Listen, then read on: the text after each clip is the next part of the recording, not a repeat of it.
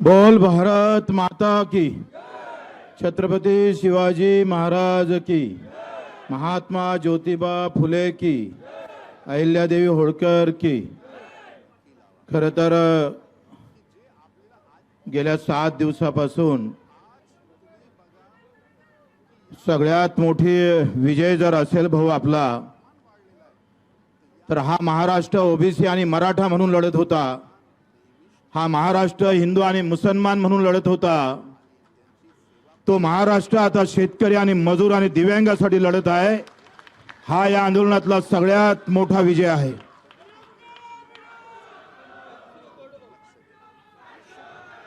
आमचं उदयजी सावंत आम्ही पाहतोय, आमचं स्वप्न होतं या व्यासपीठावर मनोजजी जरांगे येऊन गेले, ओबीसीच्या नेत्यांनी पण पाठिंबा दिला।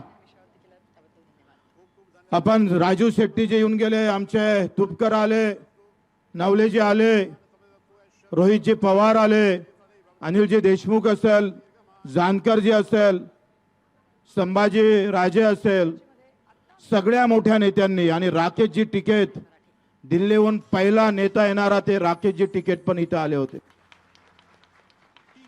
आपण 3 गोष्टीसाठी अन्नत्याग आंदोलन केलं होतं।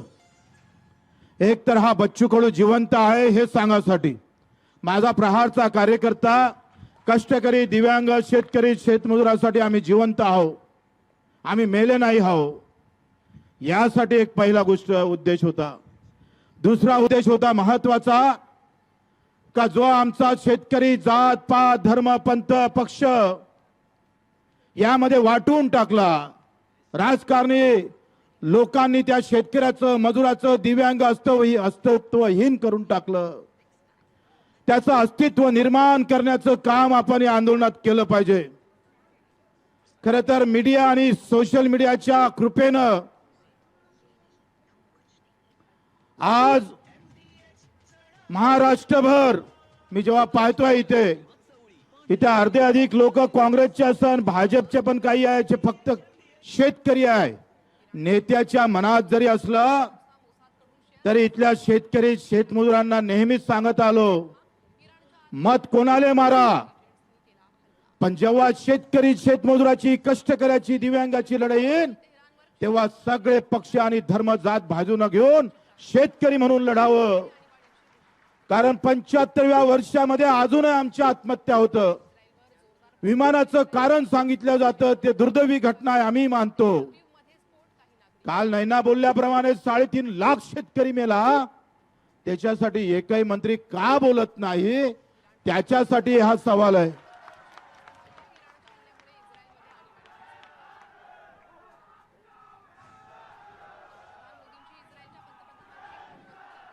आणि म्हणून आम्ही पाहतो का इथून इकडे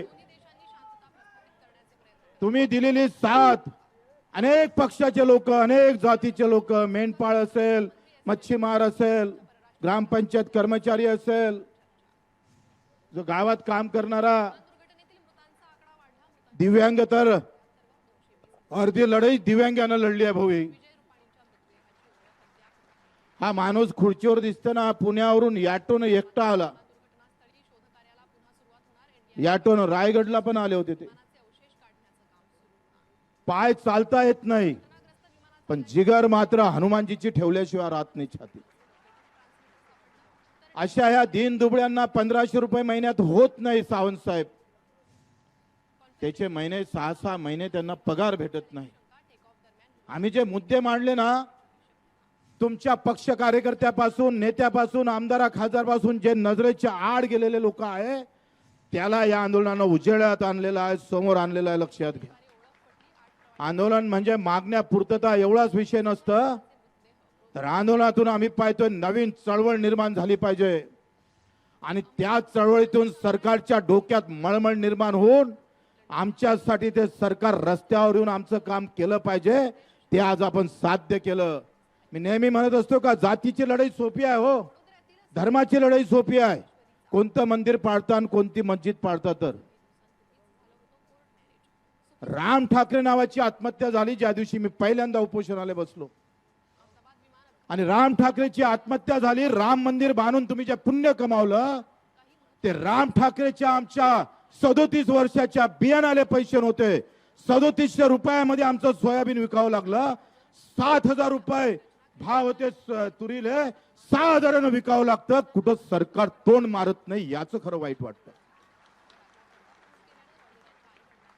मग राम ठाकरेची आत्महत्या प्रभू रामचंद्राच्या नावानं असणाऱ्या रामचंद्र ठाकरेच्या आत्महत्याचं पाप फेडणार कसं? ते फेडता आलं पाहिजे. उद्या जे आम्ही तुम्हाला मानतोय, पण हे वर्ग बरेच दूर राहिलेले आहे. एमआरजेच्या मजुराले, काम करणाऱ्या मजुराले 6-6 महिने मजुरी भेटत नाही. तुमच्या आमचे पगार 5 तारखेच्या आत होतं. लाज वाटायला पाहिजे या गोष्टीची, शरम वाटायला पाहिजे. गावातला शेतमजूर आहे, त्याला साप चावलं तर पैसे भेटत नाही, आणि शेतकऱ्याला मात्र पैसे भेटतं साप चावल्यावर, ते लवकर भेटत नाही. एका गावात मजूर शेतात काम करतोय आणि शेतकरी काम त्या याच्यात करतोय शेतात. काय तुझा भाव आहे? काय ह्या योजना पूर्ण केल्या नाही पाहिजे? पण आमचे मुद्दे सावंत साहेब अतिशय शेवटचा घटक, गरीब आहे. मेंढपाळ लोक बिचारे ते सगळे फिरत राहतं. मेंढपाळ लोक, तो आमचा अर्जुन बसला इथे उपोषणाला, त्यांना जमीन नाही आहे आणि चाऱ्याला जून जुलै ऑगस्ट पर्यंत 3 महिने पाऊस असतो आणि चाऱ्याला काहीच नसते. त्याला फक्त ई क्लास असेल, फॉरेस्टची जागा असेल, ते काय मेंढर वरचं खातं, खालचं खात नाही, झाडाच्या वरचं तोडतात. तेवढं जरी केलं असतं तर त्यांचं पोट भरलं असतं. आम्हाला सांगायचंय जोडधंदा करा, मग कलेक्टरला जोडधंदा द्या, एखादं 2-3 मशिद्या बांधून यांच्या इथं, काय हरकत आहे? एवढा पगार कमी करा. विधवा भगिनी येऊन गेल्या, त्यांना 1500च भेटतं. संजय गांधीचेच लाभार्थी आहे. आणि म्हणून ही लढाई मित्र तुम्ही सगळ्यांनी, मला वाटतंय हा बच्चू कडूचं यश नाही आहे. आम्ही प्रचंड यश महाराष्ट्रामध्ये जे उणीव होती, शेतकरी एकत्र, मजूर एकत्र, दिव्यांग एकत्र येण्याची, ते उणीव या आंदोलनानं भरून काढली. लक्षात ठेवा, भरून काढलेली आहे. हे मोठं यश आहे. सरकार येईन नाही येईन, त्याचं कर्तव्य बजावन नाही बजावन, ये आजी ते 65 वर्षाची आहे, तिचं शुगर आहे 450. तरी ते इकून समोर बस, इथं हे घे, हे काय हे काही आमच्या ओळखीची नाही, जातीची नाही, धर्माची नाही, पंथाची नाही. कुठून आली बिचारी, तिला माहीत झालं म्हणे तू बसतो तर तू थांबून जावे, मी उपोषणाला बसतो म्हणे. आजीसाठी टाळ्या वाजवा एकदा. आमचे हे पुण्यावरून आले, कडू आहे, गणेशकर आहे, गणेश निंबाळकर आहे, दुधाने आहे, बघे 3-4-50 आमचे हे आहे. सगळ्यांना प्रचंड मेहनत घेतली. शेतकरी मजुराची लढाई कठीण असतं लढणं, कारण त्याला धर्म आणि जात जिटकली नसतं. आणि म्हणून ही लढाई अधिक मजबूत करण्याच्या उद्देशातून आपण 4 आंदोलन केले, हे 5वं आंदोलन आहे. आतापर्यंत एकूण ज्या मागण्या केलेल्या आहे, जे काही लिहून आणलेलं आहे, थोडं बाई थांब, थोडं तिला वरते घेऊन येते, याच्यावर बसव, ह्या स्टेजवर बसव, नाही इथं बसव, त्याला उचलून इथं बसव. थोडं थांब मावले, त्यांना जायचं आहे. कर्जमाफी थांबवली होती, कोणी बोलत नव्हतं. अजितदादाचं मला बयान माहित आहे, ते म्हणत होते मला कुठं माहित आहे देवेंद्र फडणवीस साहेबांना कर्जमाफीची घोषणा केली म्हणून. पण आज अजितदादा बोलले पुण्याला, दिव्यांगाने तिथे आंदोलन केलं आणि अजितदादानं तिथं सांगितलं का कर्जमाफी आम्ही आता हा मुद्दा ऐरणीवर घेतला आहे. म्हणजे आपल्या आंदोलनानं बोलकं केला, लक्षात घ्या. देवेंद्रजी या कर्जमाफीवर कधीच बोलत नव्हते, ते पण आता बोलले. आमचं म्हणणं तेच होतं का देवेंद्रजी तुम्ही जे मौन पाळलं आहे ते मौन सोडा आणि कर्जमाफी बद्दल एक डाव तरी बोला, बोलले ते लक्षात घ्या. याच्यात हा किचकट विषय आहे, मला माहित आहे का. कर्जमाफी म्हणजे सरसगट सगळ्यांना कर्जमाफी करा, किती पैसे लागते, काय लागते, कोणाला माफ करायचं, कोणाला नाही करायचं, किती माफ करायचं, आणि विशेषतः ज्यानं कर्ज भरलं त्याचा पण विषय आहे. आणि मागच्या 2 कर्जमाफी झाल्या त्याच्यातले काही लोक सुटलेले आहे, ते विषय घ्यावं लागेल. त्याच्यानं किती लोक सुटले हा सगळा विषय काही 1-2 दिवसाचा नाहीये, तुम्हाला माहित आहे. आपण 90% कर्जमाफीमध्ये यश मिळवलेलं आहे बऱ्यापैकी. दिव्यांगाच्या बाबतीत असं एकूण 25 मागण्यापैकी आपल्या 5 मागण्या राहिल्या, आपण 20 मागण्या पूर्ण केल्या आंदोलनातून. सगळ्यात मोठं यश आहे 20 मागण्या. आणि मग आता कर्जमाफीचा एवढा विषय, कारण दिव्यांगांना मानधन ते 30 जूनला वाढवणार आहे. कर्जमाफीचा विषय आहे ते. मला एक गोष्ट थोडा डोक्यात आहे का बा, तुम्ही तारीख कोण नाही सांगत.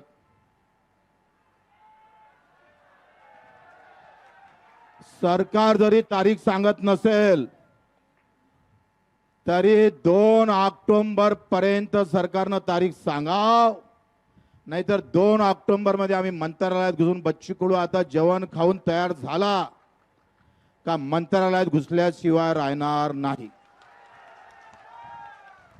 भगतसिंग 2 ऑक्टोबरला गांधी जयंतीला भगतसिंगगिरी करू. तुम्ही तयार आहे सगळे? वैसा भी मरना ही पड़ता है तो फिर आंदोलन करके मरेंगे साले को. तयार आहे? आपण आंदोलन मागे घेत नाही, फक्त पुढे ढकलतोय, कारण येणारा पाऊस आमच्या डोक्यावर आहे. माझ्या शेतकऱ्याची पेरणी आहे, ही पेरणी हुकली म्हणजे 1 वर्ष हुकणार आहे, आयुष्यात मोठी अडचण येणार आहे. आणि कधी पाऊस पडन, कधी पेरणीवर जा लागन आणि कधी आंदोलनाचा शांत होईल सांगता येत नाही. सगळ्यांनी पाठिंबा दिला, त्यांचे आभार मानतो. सगळ्या जाती धर्मातले लोक इथं आले आणि आपण येत्या काळामध्ये प्रत्येक गावात, तुम्ही कोणत्याही पार्टीत राहा, सर्व पक्षीय, सर्व जातीय, सर्व धर्मीय, शेतकरी, शेतमजूर, दिव्यांग समिती स्थापन करणार. मतदान असताना कोणाला मारा, आंदोलन असताना आमच्याकडे या, याची तयारी आपण 5 सगळ्याकडे करावं लागेल. जुनं कर्ज नवीन करणे म्हणजे जुन्या पुनर्गठन करता येतं, पण पुनर्गठनचं व्याजाच्या बाबतीत आपल्याला बोलावं लागेल. मुंबईला जेव्हा मीटिंग येईल, कारण याच्यात एक चांगलं लिहिलं गेलं का जी सक्तीची वसुली आहे ते थांबली पाहिजे. कालच बेलखेडेनं, मला कोण आहे तो माणूस, शेतकरी, हा काय नाव आहे, बेलखेडे आर्वीतला 1 वाजता आत्महत्या केली. त्याच्या घरी बँकेवाले या पेरणीच्या टाइम मध्ये इतके वेळा गेले आणि याच्यानंतर शेतकऱ्याला सांगतोय गावात बोर्ड लावा, कोणी जर सक्तीची वसुली केली तर गावातल्या झाडाला बांधून ठेवल्याशिवाय राहणार नाही. आत्महत्या करायची गरज नाही आहे. वसूल करायचे असेल तर अदानी अंबानी करा साले हो, आमचे वसूल करांतर ठोकल्याशिवाय आम्ही राहणार नाही. प्रत्येक गावात बोर्ड लावू आपण. म्हणून कर्ज अंगावर आहे म्हणून मरायचं नाही. जो येईन अंगावर आणि आमचं मरण जर जवळ करत असाल तर फक्त मला सांगा, मी त्याचा हिशोब घेतल्याशिवाय राहीन नाही. आणि म्हणून येत्या 8 दिवसाच्या आत वसुलीची अट रद्द करणे, सक्तीची वसुली थांबवणे आणि जे थकीत कर्जदार आहे त्याला नवीन कर्ज देण्याची व्यवस्था करणे, या 2 गोष्टी 8 दिवसाच्या आत झाल्या पाहिजे. कमलताई गवई आल्या, त्यांना येऊन या इकडे, त्यांना घेऊन.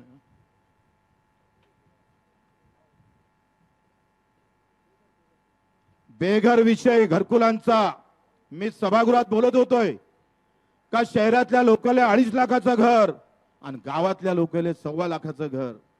आपल्या आंदोलनात हे झालं आणि हे घर आता 2 लाखापर्यंत भेटणार आहे गावातल्या लोकांना सुद्धा. हे सगळी तुमची कमाई आहे.